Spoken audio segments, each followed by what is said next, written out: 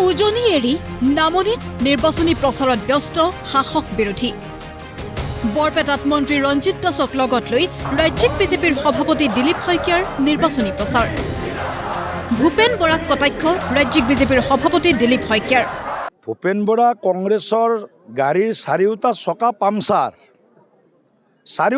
puncture কেইবাবাৰো বাতিবৰ কাৰণে চেষ্টা কৰিলে 12বাৰমান বাতিলে এবাৰো সেই পামচাৰ ঠিক নহয় গতিকে আগত যে অহা 20 বছৰ 25 বছৰত ভূপেন বৰা ডাঙৰীয়াহঁতৰ গাড়ীখনৰ চাকাৰ পামচাৰ মাৰিব পাৰিব সেইটোতো আমাৰ মনে নধৰে ৰঙিয়া কমলপুৰত নিৰ্বাচনী প্ৰচাৰত ব্যস্ত মন্ত্ৰী পীযুষ হাজৰিকা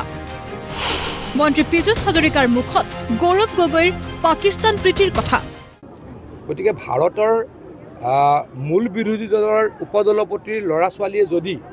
বাল্য অৱস্থাত ভাৰতবৰ্ষৰ নাগৰিকত্ব বাদ দিয়ে সেইটো ভাৰতৰ কাৰণে অত্যন্ত দুখজনক কথা বুলি মই অনুভৱ কৰোঁ তেনেকুৱা ব্যক্তিৰ দেশপ্ৰেমৰ কি মূল্য আছে তাক মই প্ৰশ্ন কৰোঁ তেনেকুৱা ব্যক্তিয়ে দেশখনক ভাল নাপায় বুলি মই ভাবোঁ গতিকে ৰাইজে কি ভাবে ৰাইজৰ কথা অখিল গগৈকো কটাক্ষ মন্ত্ৰীগৰাকীৰ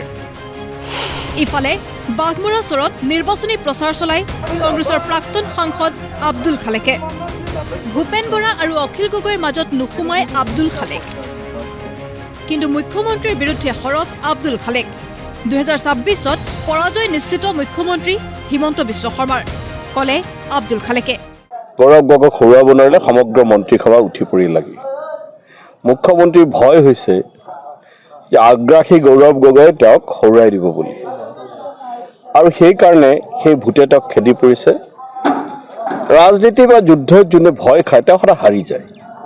গতিকে মোৰ দৃঢ় বিশ্বাস 2026ত মুখ্যমন্ত্ৰী পৰাজয় হ'ব তেওঁৰ দলৰ পৰাজয় হ'ব কংগ্ৰেছৰ নেতৃত্বত এখন বিৰোধী চৰকাৰ